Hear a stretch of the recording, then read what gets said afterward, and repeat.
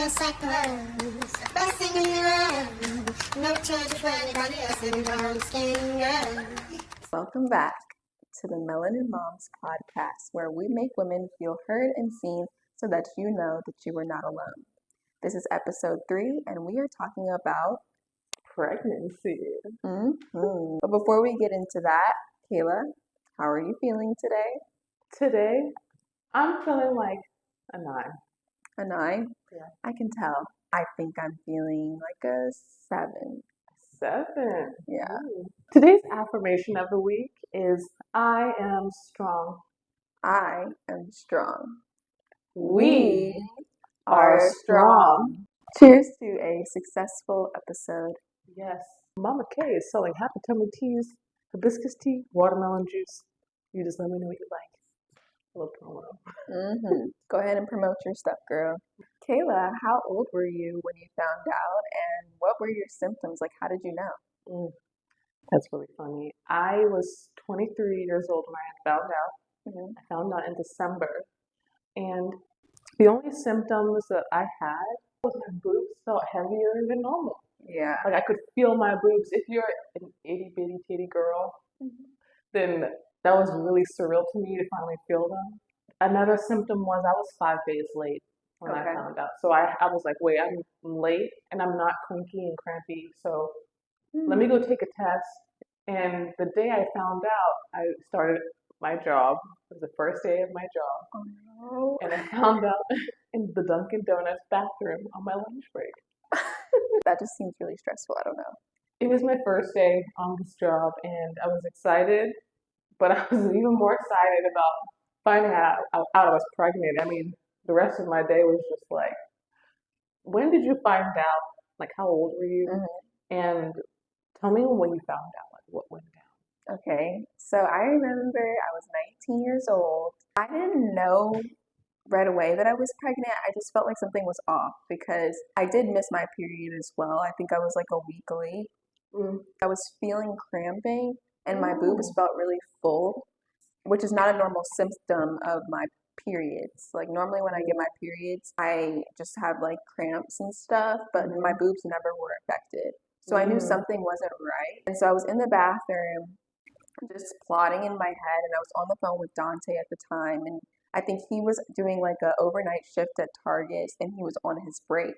And I was like, Dante, like, I don't know, like, I'm scared. And it's like, maybe I'll just wait. And he was like, no, why would you wait? And I'm like, because, like, I just was in denial, honestly. Like, I didn't want to believe that I could be pregnant.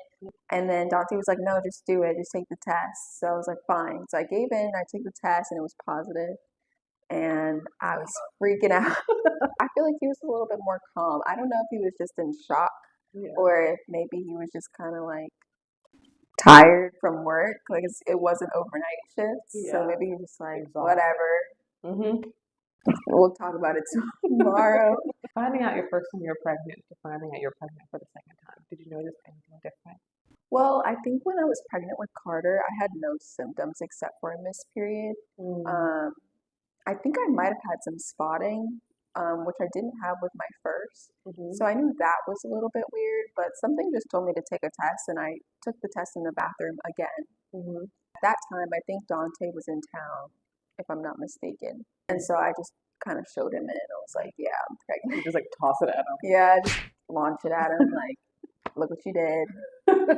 Were you scared? I was very, very excited and very nervous. I wasn't scared though. Okay. I think I was scared of, if I was scared of anything, I was scared of the intensity of the emotions that I was feeling at that time. Okay. Yeah. In that moment, I would say I was scared, especially with the first one. Yeah. Just because of my age, and also at the time I was living with my parents. That is what I was scared of, is telling my parents. The conversation of saying, hey mom, hey dad, I'm pregnant, is like, it was my parents, but then I was like thinking about like my extended family too, like what are they gonna think? And obviously I'm sure they had their own opinions that they kept to themselves, thankfully.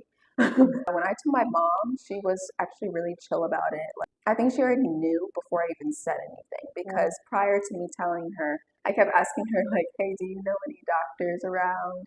And she was just wondering, like, why are you asking? Yeah. What's wrong? Yeah, she was like, why are you keep asking for doctors? So I think her wheels started turning. She was like, something's not right, but she didn't want to say anything. She was going to let me come to her.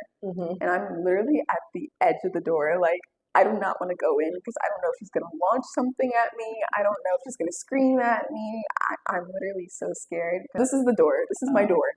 Okay. So I'm just kind of like peeking through and I'm like, hi, Mom. And she's already looking at me like, what is it? And I was like, so, like, she was like, so what? And I was like, I think she said it first and she was like, you're pregnant? And I was like, yeah. All of a sudden, she was just like, okay. And then she pulls out her computer and just starts searching up doctors. She wasn't mad at all, which I was very happy about because I felt like in that moment, I felt supported. She did warn me that, you know, my dad might feel differently. So that's when it got hard. When it came to telling my dad, Dante was actually there with me. So we told him together. Okay. That's really good. Yeah. He was really like calm. He didn't yell or anything. He was just like kind of confused and asking questions, of course. He was just like asking me and Dante questions like, where did we do it at? Where did y'all do that? And Dante would come over a lot. Yeah. And he would always be in my room. I can safely say that Princeton was not conceived in my parents' house. He was conceived in the car. Your dad's gonna be like, I know, but he'll be okay. We're grown. I remember telling my mom when I was pregnant, and she probably was aware it was gonna happen soon because I had Nexplanon in my arm, and I got it taken out because I wanted my hormones to kind of relax. But I had told her that I had this deep feeling of getting to that stage.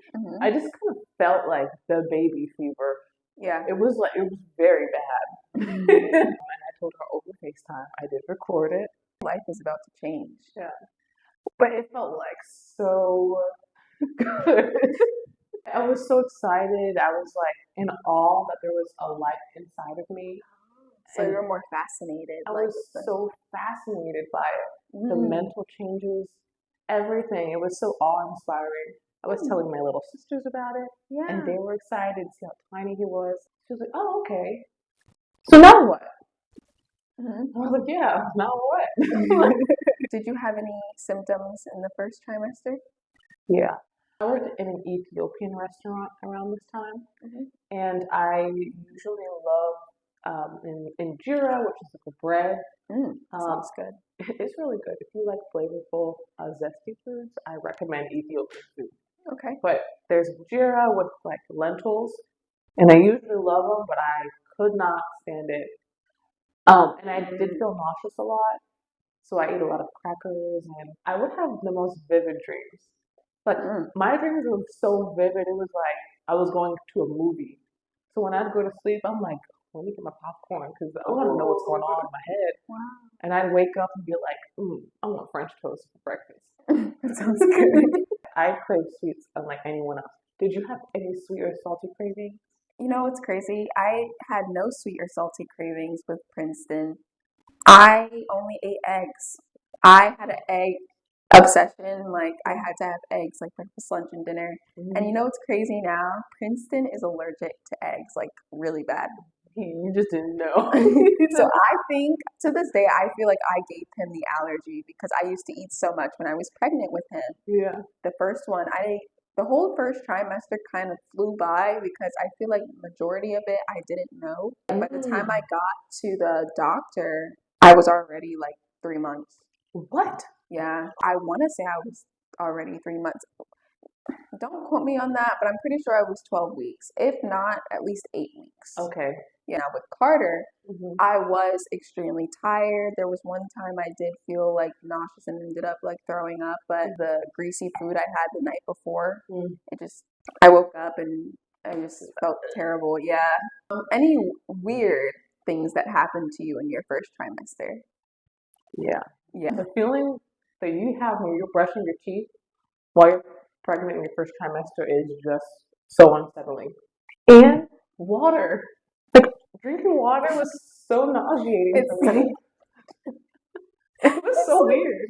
drinking spit or something. Like my water had to be cold with Carter. It had to be ice cold. And in the first trimester, all I could drink when I woke up was like cold juice. Couldn't do water first thing. Like, oh, I Yeah, it's wonder gross. why. Maybe it's just The hormones. yeah. He's like, I had to take my time to brush my teeth. Yeah, you go because slow motion. yeah, I know you moms know what we're talking about. I ended up switching my toothpaste to Kids brand of toothpaste because it tasted better. I think pregnancy and when you have a baby, it just alters your hormones in general. Like after that, I feel like you're aware of a lot more in your body and what's going on. So Yeah, you're a lot more in tune with what's going on. It's a little overwhelming for me and it makes me more anxious because I feel like I'm always worried about like something's wrong with me. Like any little thing could be bothering me and I'm like freaking out and I'm like, what is it? Like, am I okay? Like, and you want to know what's going on. yeah. I understand. One likes to have to show up and still show out and do their day-to-day things while feeling that way too. Yeah. So what was your work situation looking like when you were pregnant with your first child? And With my first child, I had it really rough because I was only working at Target part-time. Dante at the time was either working at Target or Walmart or one of the retail stores. So we were both part-time, just trying to like make some extra money. I had a car. Dante did not at the time. It was really, really rough because I have to stand on my feet the entire shift. And sometimes it's like 8-hour shifts and I'm like, my back is hurting. My stomach starts to get that round ligament pain as I got bigger. yeah. And it got to a point where I had to like talk to HR about having a stool at the register because they kept putting me on register. And I hated being put on register because I was stuck there for my whole shift. I liked it when they used to put me on carts because I could sit on the stool as long as I wanted. And there was always someone else there with me that would help me because they know that I'm in pain or like just need to rest. I was also very small carrying Princeton. So a lot of people also didn't know that I was pregnant. So I would literally be, say, in my third trimester, and people couldn't tell that I was pregnant. So they would put their big cases of 24-pack water bottles on top of the little slider thing on the register. Yeah. And I'm like having to tell them, I'm like, hey, can you take this off? Like, I'm pregnant. I can't lift this. I know it's not their fault because they don't realize or notice, but it was just so frustrating having to say that repeatedly. And then there would be some times where I'd honestly just pick it up, and I know I'm not supposed to, but it's like after a while of saying it, you just get tired and just like forget it. Like, I'll just try to lift it. Yeah. For me too, it was standing on my feet. I was working at a daycare when I was pregnant, and Ezra was 10 pounds, so I definitely showed. He was huge. I worked with 3-year-olds at first, and then when I got bigger, they were putting me with the infants, and which was nice. Yeah. It was nice birthing babies and giving them bottles and rocking them to sleep. I liked that. It was just a little boring.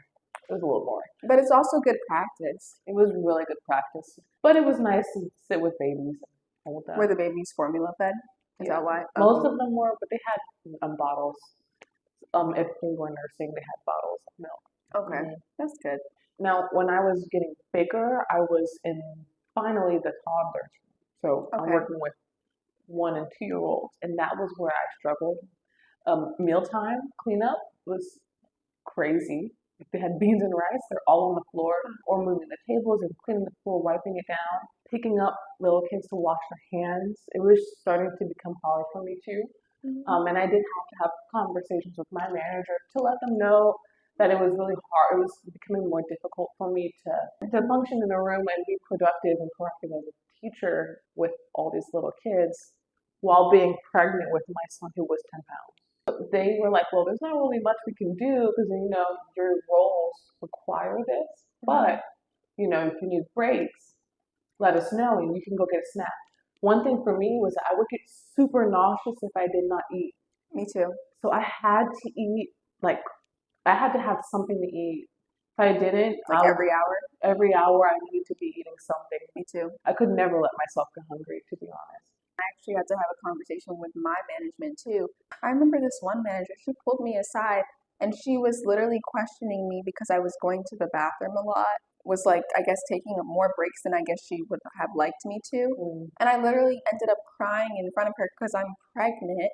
I have to go to the bathroom more frequently than the average person. Mm-hmm. And on top of that, I have to eat. I have to like, go sneak a granola bar or something, just something, so Mm-hmm. I don't get sick. There was a time where like it was busy season, like November, December, Christmas time, Thanksgiving. The lines were so packed, and there was just people that I would turn my light off to be like, hey, like I'm closed, I'm going on my lunch or something because I need to go eat. I was very frustrated because there was customers that literally did not care. They kept coming in my line. I literally asked the customer that was closer up, and I was like, hey, can you let the people know behind you that I'm closed?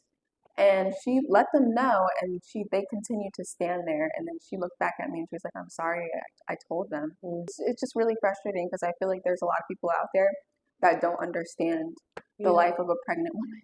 Yeah, and the difficulties and challenges that come along with it. And as a pregnant woman, you're really not supposed to be under that much stress. You're supposed to have regular activity, physical activity, but when it comes to doing labor and just with the amount of labor your body's doing naturally, advocating for the pregnant woman who's working is something that I think all jobs should really focus on. Thankfully, in my field, when I was working, I worked around a whole bunch of mothers. So they understood it. I worked there because I know they would understand.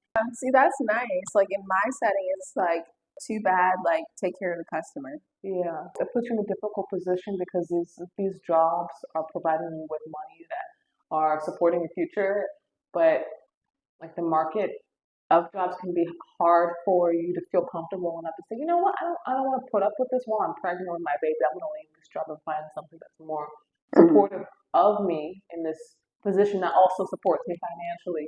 Because I know that you transitioned from Target with your second son, you were working in a new job.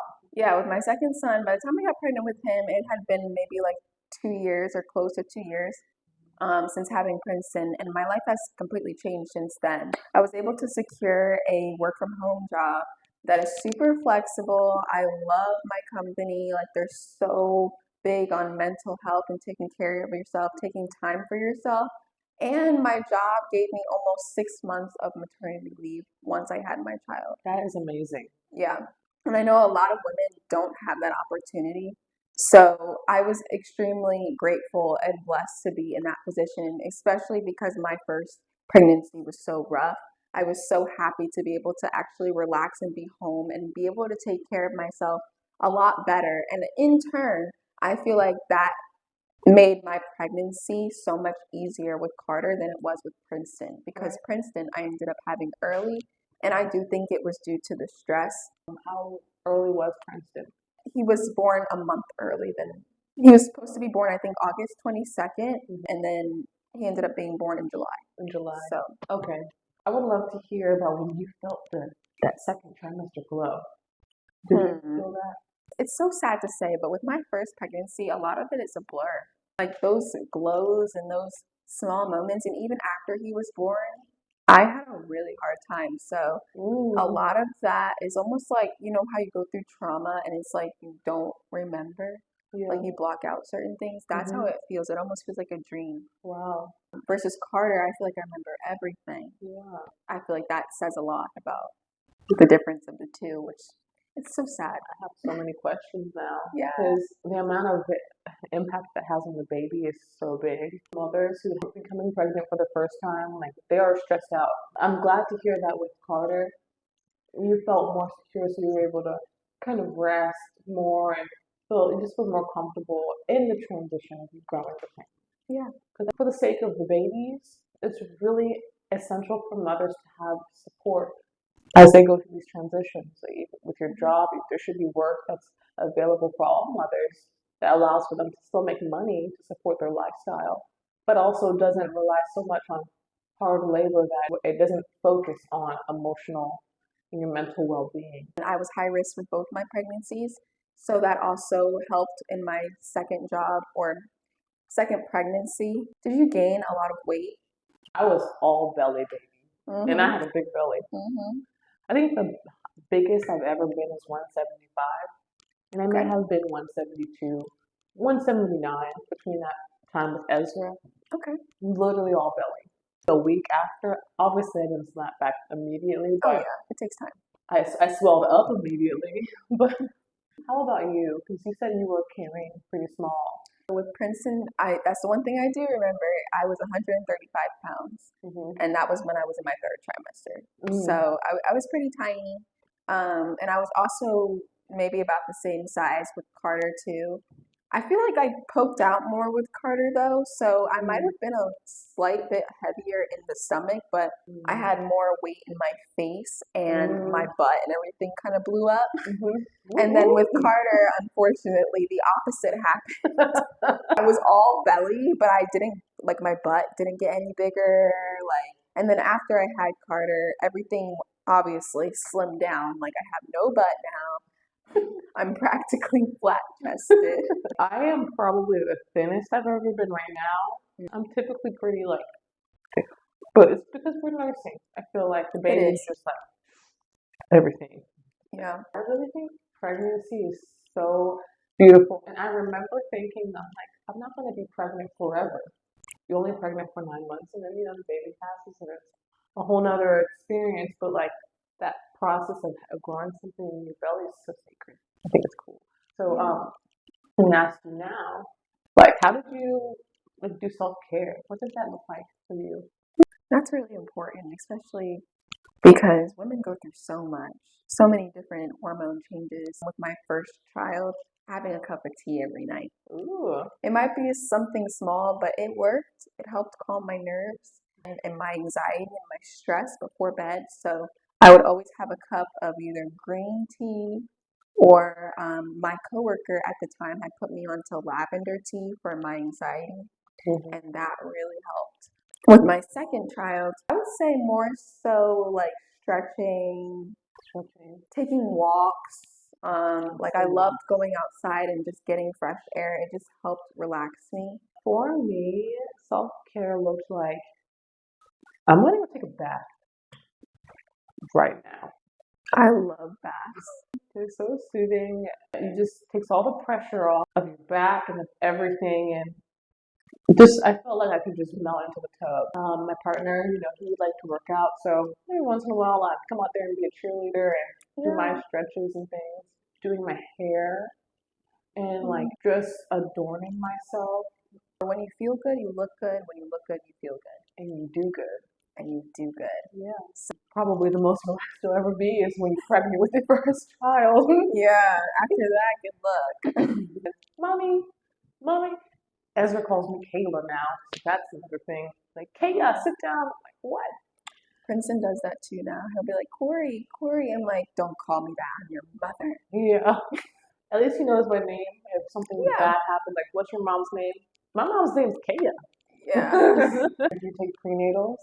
I did take prenatals. I was not consistent with them though. Like with Oh, both of my pregnancies, I yeah. don't know, it was hard to take them in the mornings and then I tried taking them in the evenings instead. And I don't know. I didn't like the way they made me feel. Like, Prenatals, some of them make you very nauseous. yeah, maybe that's what it was. I just couldn't. It would like make my stomach feel a little weird. Mm-hmm. Even with my iron pills, like I think it was just something about pills. Like I just could She was not like, take. I'm not popping those. I did find a prenatal that worked well for me, Okay. where I didn't feel like I was going to throw up. So that was good. But I That's have had the experience where you take a prenatal and you're like, give me a bagel right now, or I'm going to literally just projectile the whole thing on the floor.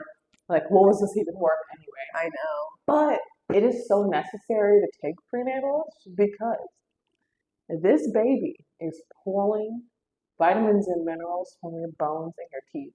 Did you know that? I did know that. And I know that because I chipped a tooth. Mm.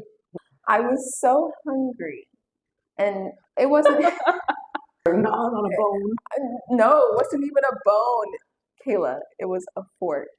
Oh, Lord. I was shoving waffles into my mouth and I bit the fork and chipped my tooth. Which tooth? The bottom one, right here. I can't see I know it. you really can't tell, but it's like a layer of my tooth. It's not like the whole tooth. Yeah. But Oh, my goodness. Was that with Princeton or Carter? with Princeton, She's probably like, yeah. God dang, these Yeah. kids. I thought I chipped one too with Carter, but Yeah. I think I got lucky because Hmm. I'm fine. I've noticed in my teeth are starting to get a little see-through because He's pulling the minerals out of my teeth. So Oh. obviously I need to eat more calcium or something to supplement that. But that's why taking prenatals is really important, even though they may make you nauseous. Maybe I can share the one I took, and Yeah. maybe that may help someone. Because Mhm. there's a lot of brands. There's so many to choose from. Even if you can't do like the pills, maybe try gummies if that's better, if you like something a little bit more sweet. Yeah, I made sure to have a healthy diet throughout my pregnancy as much as possible, anyways. I craved mac and cheese a lot. Ooh, that sounds good. Yeah. This boy liked pasta. There was something about it. It was Mm, impossible for me to not eat like mm, pasta and like cheese and dairy. Like all of that, it was just like, But I could not do fish. mm. I did not like fish at all. And I'm from Maryland, so I would eat a lot of crabs, but I Yeah. could not do anything. Fish. I didn't like the smell of meat or eggs with Carter. Mm-hmm. It smelled so bad. And Dante, he'll be cooking breakfast, eggs and bacon or something, and I'm like, oh, like get that out of the kitchen. I'm gonna die. Yeah, Throw up right yeah, now. like please. I had to go into the other room or like plug my nose until it was done cooking, just to like be able to go in the kitchen and make myself something to eat. And every pregnancy is different too, so it's like weird. My hair grew like crazy when I was pregnant with Ezra.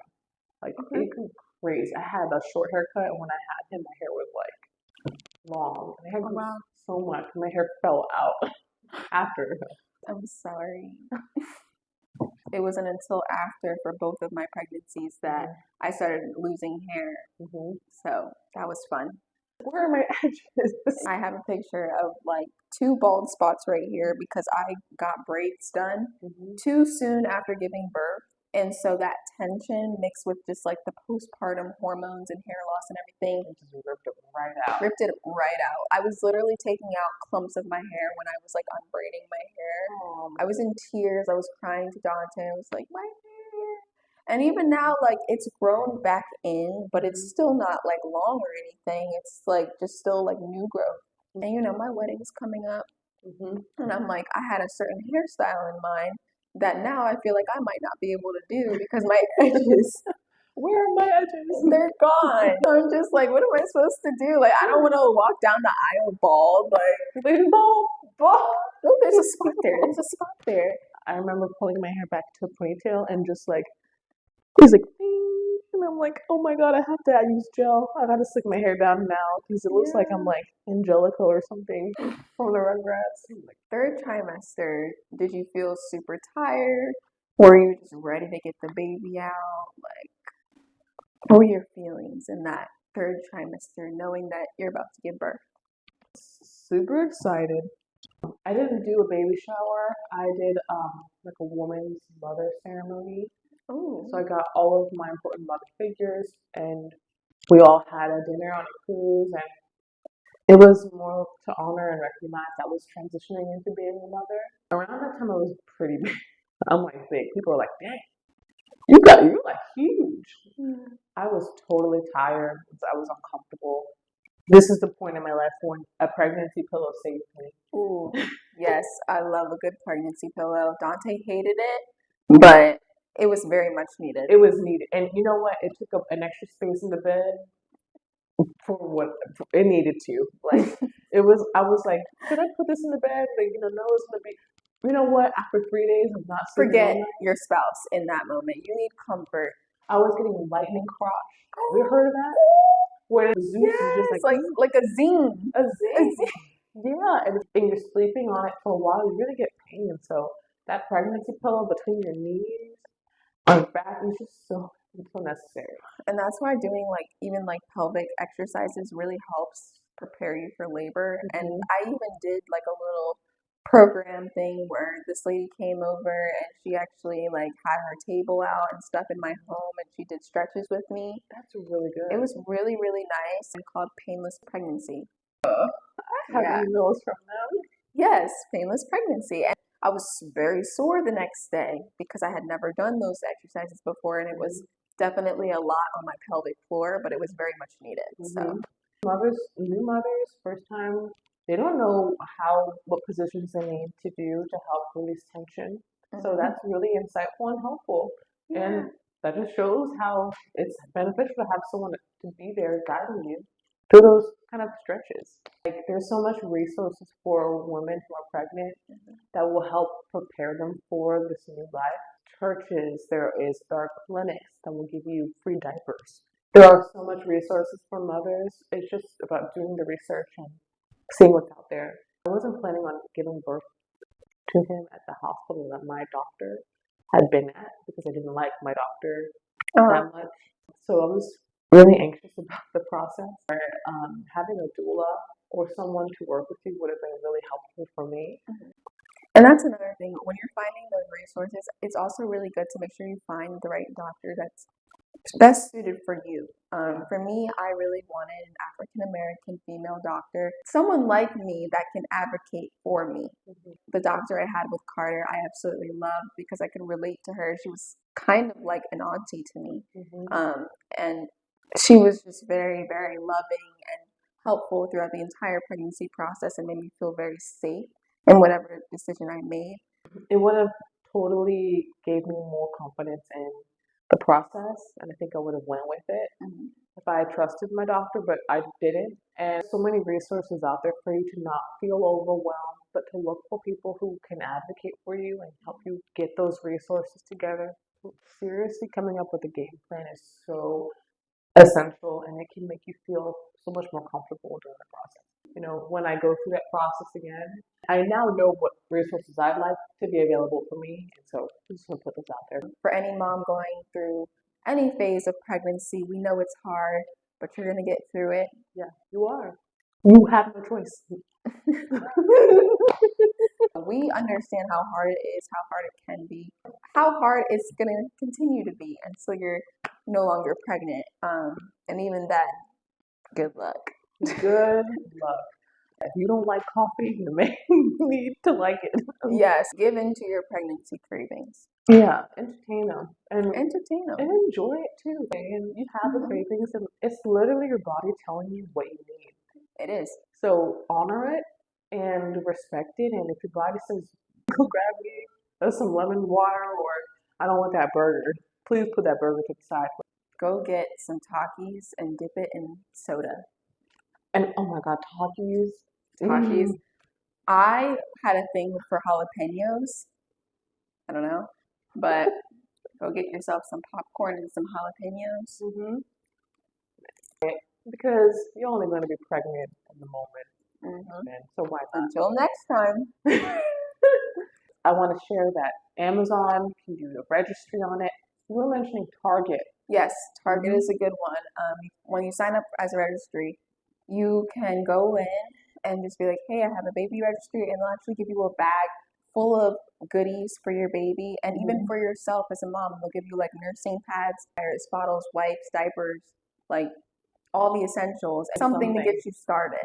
Even if you have insurance, you get a breast pump, baby. So go ahead and lock that in. So Mom Cozy. Mom Cozy is a good brand. They have wireless bras. There's some other brands out there too. They are on the pricier side, and thank God for one of my mom's friends because she actually gifted one to me on my baby shower. Shout out to you. So if you are having a baby shower, ask for that because that's a good gift. I will advocate for a wrap to put your baby in. Wraps, blankets, pacifier, obviously the essentials, diapers, wipes. It's good to have a crib or a bassinet for your baby. If you have hardwood floors, like maybe some like a nice play mat or a rug, a nice play mat for the baby to be on, so that because they're gonna be crawling, so it needs a nice space. If you have stairs, a baby gate. A baby gate is very important. A very nice gift. Yeah. Car seat. Car seats. You don't have to get the most expensive thing off the market. I just got lucky because I got gifted a nice one. It was a Duna, but you don't have to keep up with the Joneses to have what you need. You don't. And if you can save, because that's really important in this stage, do what you can with what you have. Don't try to overextend yourself or get the most expensive things on the market because they all do the same thing. Like, maternity clothes are ugly, a lot of them. They really are freaking ugly. They're very ugly. How dare you? I will say, Target, the maternity section, was my best friend because they actually had cute maternity clothes. They had cute like jumpsuits, like fitted ones. It's gonna be hot mom, not Yeah, grandma. a hot mom, not a grandmom, okay? Some cute little shirts, some cute rompers. That Target will get you right. It'll make you look like a hot mama for sure. For any new moms watching this who may be scared and they're pregnant and their babies due, take a deep breath. Ready? In through your nose, out through your mouth. You were meant for this, okay? So trust your body, trust yourself. I promise you, you know everything that you need. You know what your baby needs. Take a breath and listen to your body. It will tell you everything that it needs. And if you follow yourself, you will never be led astray. Okay, so don't be scared because this is very exciting. Yeah, it is. It's very exciting. You should be very happy. You're growing something amazing in you. You're strong. You're strong. Don't worry, girl. You got this. Thank you so much for tuning in to today's episode. We're going to end with a Bible verse, and this is Philippians 4, verse 13. I am able to do all things through him who strengthens me. Okay, so know that you've got this. You are incredibly strong beyond belief. And if you put that faith in God, he will never leave you astray. Okay, so we love you. We're the Melanin Moms. And I hope you enjoyed our episode today. My son fell asleep. That doesn't really happen. It's perfect. That must be a good atmosphere because it's me. It's you. She's so grounded. She's such a Taurus. I mean, oh my God. Virgo. She's so I'm a grounded. She's Virgo. really understand. But you know when you're like going through I said PMS. When you're going through he wasn't born super or he Good. popping them pills. Don't pop those pills.